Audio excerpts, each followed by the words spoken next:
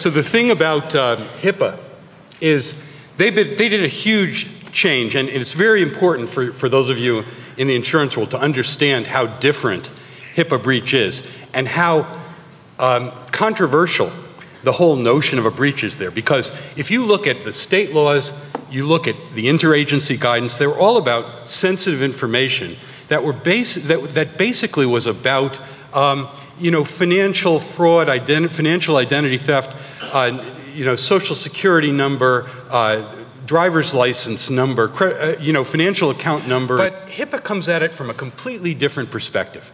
And the reason for that is the people who were writing the HITECH Act didn't know much about the state breach notification laws. I've established that in a lot of dialogues with them afterwards. They knew very little about it. They thought that breach notification was about a fundamental human right of privacy. And so what they did was any violation of the HIPAA privacy rule, with certain exceptions, is a breach. So HHS had to do something about that. So they imposed a risk of harm criterion on top of that. Now, unfortunately, what they used to impose that criterion is language in the statute, which is the same language from the non-harm-based California statute, compromises the integrity, blah, blah, blah, of the information.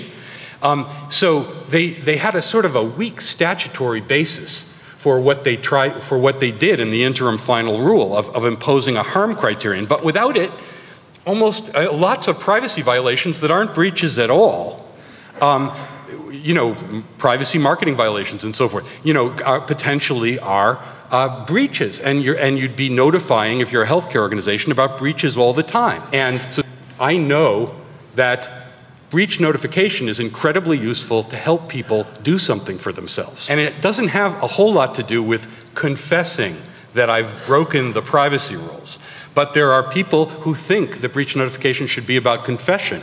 So suffice to say that the interim final breach notification rules that are still in effect are very demanding when it comes to scope. I mean, any breach of personal information that involves financial, reputational, or other harm, and very little guidance on what other is, can be a notice-triggering breach.